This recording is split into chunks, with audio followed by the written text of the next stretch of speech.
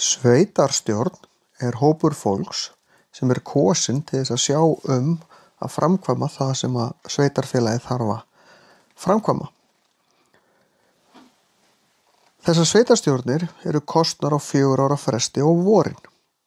Hlutverkið er eins og ég sagði að afgreiða og vinna að ýmsum málum er snerta sveitarfélagið, þó innan þess ramma sem lög frá Alþingi setja þeim. Meðal verkefna sveitarstjórna er gerð fjárhagsáætlunar, svæðaskipulag, ákvarðanir opnunartíma þjónustufyrirtækja í sveitarfélaginu, útivistartíma barna og unglinga, rekstur leik- og grunnskóla, svo dæmi séu tekin. Tekjur sveitarfélagina koma að mestu í gegnum útsvar, en það er afrar sérstakur skattur sem íbúar sveitarfélagsins greiða, hluti af launaskatti eða tekjuskatti. Eins fá sveitarfélagin peninga frá ríkinu. Þau fá líka peninga frá fyrirtækjum sem eru starfandi í sveitarfélaginu.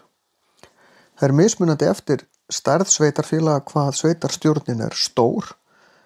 Í allra minnstu sveitarfélagunum er 5 manna sveitarstjórn og þá er jafnvel ekki neitt listi í framboði, heldur bara kosnir einstaklingar. En í stærri sveitarfélagunum eins og Reykjavík þá eru þetta miklu fleiri, held að séu 25 manns í borgarstjórn í Reykjavík, en þó að Reykjavík sé borg en ekki sveit, þá er þetta samt sveitarstjórn.